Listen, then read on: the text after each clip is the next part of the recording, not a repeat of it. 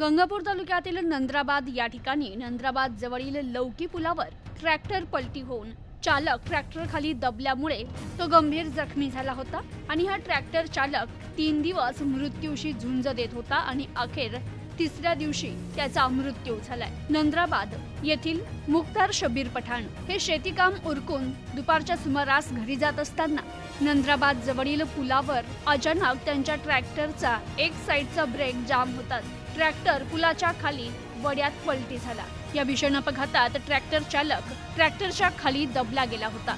दरम्यान रस्त्याने जाणाऱ्या 2 महिलांनी हा अपघात पाहताच आरडाओरडा सुरू केला, मात्र त्या ठिकाणी कोणीच नसल्याने त्यांनी गावाच्या दिशेने धाव घेतली। थोडं पुढे एका शेतात जेसीबीने काम सुरू होतं। त्यांनी जेसीबी चालकाची मदत घेत गावातील नागरिकांना फोन करत त्या दिशेने धाव घेतली।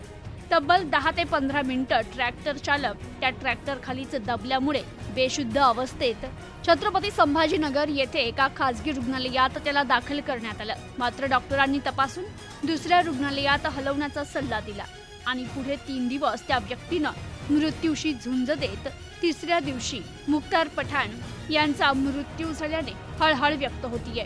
त्यांच्या अचानक जाण्याने त्यांच्या परिवारावर मोठा दुःखाचा डोंगर कोसळलाय। त्यांच्या पश्चात एक मुलगा, 2 मुली, 5 भाऊ, एक विवाहित बहीण आणि वडील असा परिवार आहे। प्रतिनिधी विशाल जोशी, न्यूज टुडे 24, गंगापूर।